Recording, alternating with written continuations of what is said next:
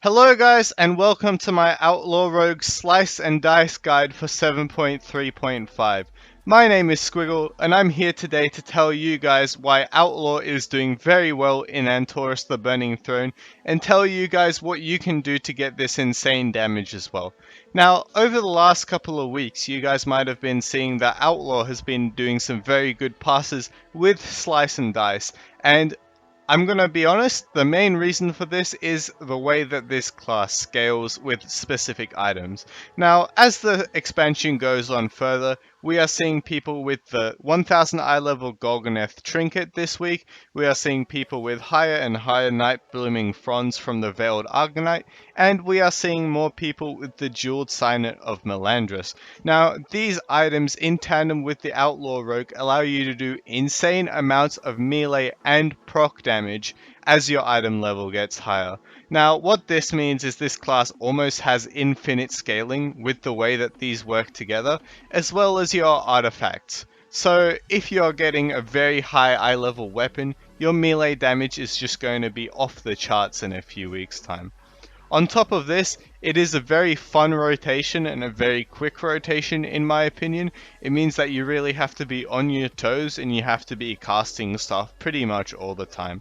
Now, the last thing that makes this a little bit better than Sub at the moment in my opinion is because Sub is reliant on the old tier 22 set. Now, if you are running Outlaw or Assassination, you can get away with just the current tier 21, and this will allow you to do the optimal damage. Now, the only thing that I'm going to say about this spec that is bad is that it doesn't have a very strong AoE, it isn't very good in Mythic Plus, and it requires a very high uptime in DPS. So if you're going out and doing some mechanics, maybe Assassination will be the better spec for you.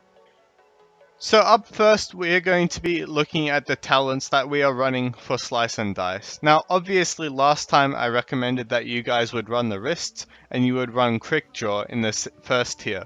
However, this time I recommend you guys run with Ghostly Strike for single target and Swords Master for AoE. Now, the reason for this is we aren't basing this around Blunderbuss or Between the Eyes at all, and since this build is based more around our run-throughs, we are going to be taking a lot more value from this Ghostly Strikes as before. Now, after this, we are probably going to be using Grappling Hook for most of the time. If you know that you're not moving for any mechanics really, you can just go for Acrobatic Strikes or Hit and Run. But essentially this is a utility tier. I prefer Grappling Hook just for those clutch scenarios that can get me out of trouble. After this, we want to go for Deeper Stratagem, Cheat Death, and Dirty Tricks. Now, Deeper Stratagem is purely a DPS talent and the best in this line. Now, Cheat Death I pretty much run all the time because if something catches you by surprise, this will allow you to stay alive, and it'll even allow you to soak some mechanics that can save your raid group. Now, after this, Parley, Prey on the Weak, and Dirty Tricks are all pretty much baseline. They don't really do much for us in Mythic raiding. Now, of course, after this, we are going to be going for Alacrity and Slice and Dice. Now, these are very good single target and AoE, and these are pretty much what the whole build is built around. Now, Alacrity and Slice and Dice allow you to be playing insanely fast, really keep on your toes, and really push yourself to the limit. It is actually a very fun spec to play, guys. You should really try it out.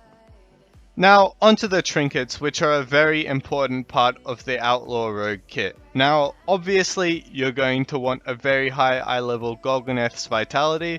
1k is preferable. Like, if you don't have a big Golgoneth's Vitality by now, you've probably just been playing Neopets when you should have been killing Argus, so this is where you're getting punished from it. Now, onto the most frustrating part of the Outlaw Rogue, it is the Night Blooming Frond. Now, of course, this drops at 905 base level in Mythic Nighthaunt. Now, this can also be dropped as a 910 from the Veiled Argonite quests. You'll see a lot of Outlaw Rogue mains, they're trying to do these things as much as possible. Now, if you can get one of these things to a high eye level, like you're just going to do some crazy damage, it is insane. And then after this, we are going to be seeing that Seeping Scourgewing is our next best trinket. It's basically like a budget Night Blooming Frond that doesn't scale as well. Now onto the relics. Now as the expansion goes on further and further, the relics are becoming more important for the outlaw rogue simply because we want to be doing as much melee damage as possible. Now this means that the weapon item level gain is very big. You can get a pretty shitty 985 relic and it can do very well for you even if it doesn't have a Fate's Thirst trait. So what I recommend is looking more for the second tier bonuses. Now, if you can get 3 Torment the Weak, that's probably your best. What we are going to be seeing in the first tier is it goes Fate's Thirst, Fortune Strike, Sabermetrics, and Fatebringer, with the other 2 being pretty irrelevant. Now, you can see on the graph that 1 Fate's Thirst is worth roughly 5 or 6 eye levels. Now, this is very strong, obviously, and if you can get this as a 3rd tier trait, it is definitely worth putting in. Now, after this, we're going to be looking at the Crucible traits. Now, like I said formerly, Torment the Weak is a very strong trait because of how much we are going to be meleeing the boss. Now, this probably isn't going to be dropping off at all if you are keeping 100% uptime on the boss. However, it will be detrimental if you have to go out and do mechanics, so it does require a little bit of food for thought.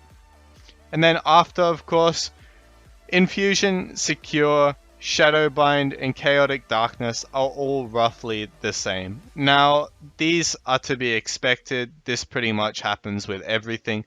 These will be very, very close together.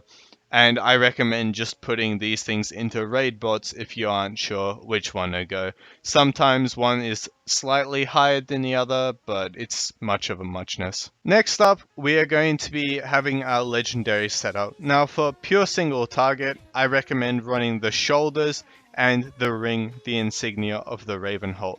And this is for the same reason as before. We're going to be getting so much combo point generated damage as well as melee damage. Now this is going to do quite a little bit of damage, and on top of this it is going to increase our AoE by just a bit. Now say you have 2 or 3 targets at a time, if you just point yourself in a direction in front of the 2 mobs, you can pretty much see that you'll be doing extra damage with this ring, which is always nice. However, I do recommend that you only keep Ghostly Strikes up on 1 target at a time if you are using this ring, as using it on 2 targets just isn't worth it.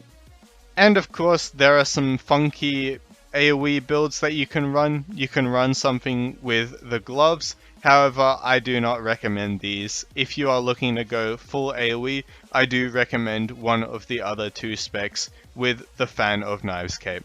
Now, the final part of our gear optimization is going to be the stat weights. Now, we're going to see that versatility is going to be our highest stat by quite a little bit.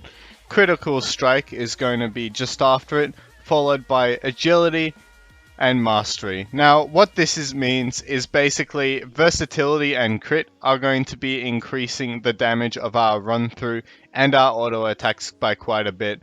The haste isn't as important in this build. You don't really need to hit a threshold because Slice and Dice is doing so much for you. And of course, when it comes to haste, this isn't actually very accurate when it comes to SimC. This is being played by a robot on 0 ping in theory, so therefore haste might even be a little bit lower than the other 2 stats. However, I do recommend that you guys use raid bots like me and you just key these in for yourself and see what are the bigger upgrades. And now onto the meat and potatoes of the Outlaw Rogue, the rotation. Now we're going to start off with a very generic opener. This opener is going to be pretty much the same regardless of what you do. It might be a little bit quicker if you do get a lucky proc with your tier 21 4-set.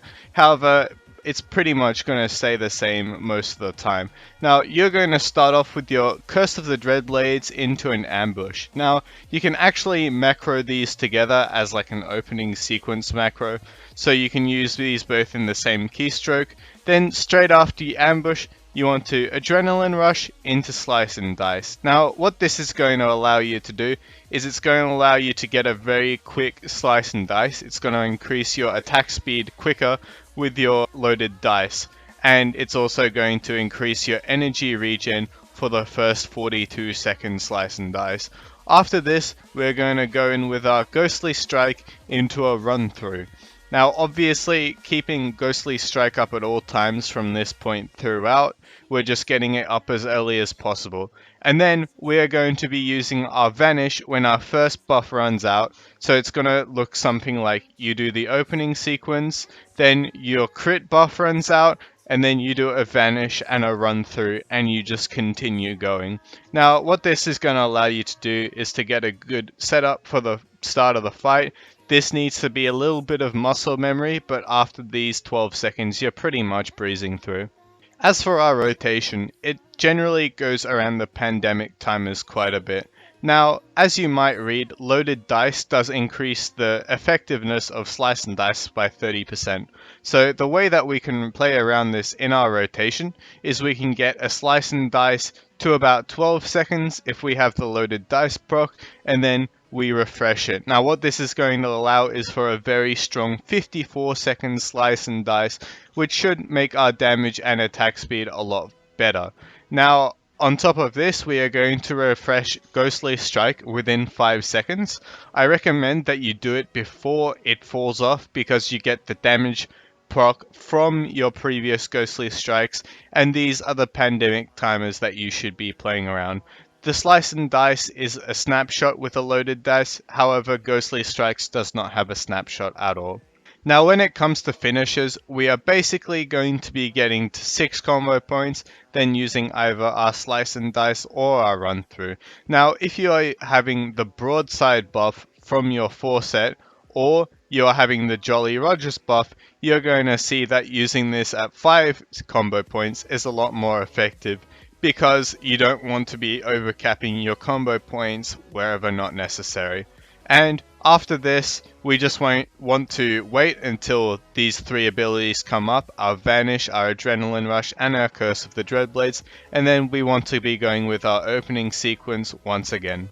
Another thing to note as well is how to do the Kingoroth fight, since this is a mythic rating guide. Now you'll see in the clip I actually do pretty good damage even though my sim DPS is rather low. Now the way that I do this sort of damage is by banking up all of my cooldowns to smack them into the ad, and of course trying to get as much out of Blade Flurry as possible when the boss and one of these ads is up. Now if my relics were a bit better, I had a 75 weapon and my gear was more optimized, I feel like I could have topped this fight quite easily, which just about shows the potential of this spec even with a relatively undergeared rogue. So that just about wraps up my Outlaw Slice and Dice video. If you have any questions, feel free to leave a message in the comments below, feel free to message me on Twitch chat or Twitter, and remember to like the video and subscribe to my channel if you liked it. Thanks for watching guys, and I hope you enjoy being a pirate for the next couple of months.